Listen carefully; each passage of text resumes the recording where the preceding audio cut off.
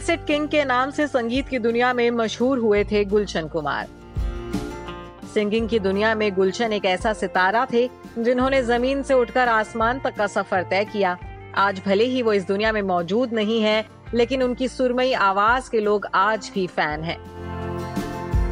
T series जैसी नामी company की नींव रखने वाले कैसेट किंग के नाम से मशहूर गुलशन कुमार ने सफलता खूब हासिल की थी, लेकिन इस सफलता की शुरुआत में उन्होंने खूब स्ट्रगल भी किया। आलम यह था कि वो दिल्ली में जूस की दुकान पर काम किया करते थे। 5 मई 1956 को गुलशन कुमार दिल्ली के पंजाबी परिवार में जन्मे थे। उनका पूरा नाम गुलशन कुमार दुआ था। उनके पिता की दरियागंज की गली में ही जूस की दुकान हुआ करती थी।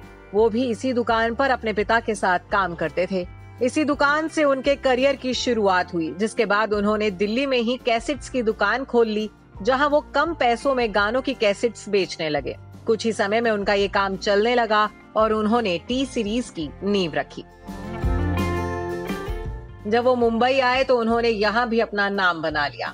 अपनी मेहनत से गुलशन ने बॉलीवुड में सफलता का इतिहास रचा था।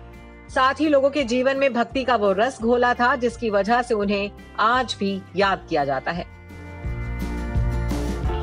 गुलशन कुमार ने न सिर्फ नाम कमाया, बल्कि उन्होंने अपने कमाए पैसों में से समाज सेवा के लिए भी काम किए। उन्होंने माता वैष्णो देवी में एक भंडारे की स्थापना की थी, जो आज भी लगातार चलता है।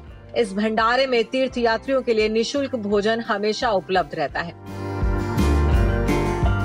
90 के दशक तक दुनिया ने उन्हें कैसेट किंग की उपाधि से नवाज दिया, लेकिन कहते हैं ना कि जब आप सफलता के चरम पर होते हैं तो आपके दुश्मन भी बन जाते हैं। कुछ ऐसा ही हुआ था गुलशन कुमार के साथ भी।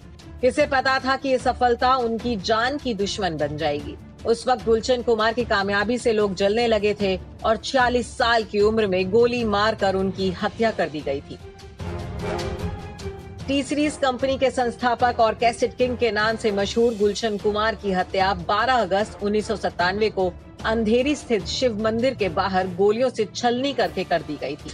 बचने के लिए वो आसपास के घरों के दरवाजे पीटते रहे, लेकिन दहशत में किसी ने दरवाजा नहीं खोला। बताया जाता है कि डॉन दाऊद इब्राहिम और अबू सलेम ने गुलशन कुमार से फिरौती मांगी थी, लेकिन गुलशन कुमार ने जबरन वसूली की मांग को पूरा करने से मना कर दिया था, जिसकी वजह से उनकी हत्या कर दी गई थी। कहा जाता है कि शूटर ने गुलशन पर गोलियां चलाते हुए कहा था कि बहुत पूजा कर ली, अब ऊपर जाके करना। 16 गोलियों से गुलशन कुमार की जान ले ली गई। दिन दहाड़े जिस तरह से गुलशन कुमार को गोलियों से छलनी कर दिया गया था, उस हत्याकांड से हर कोई सन्न रह गया था। Bureau report E24।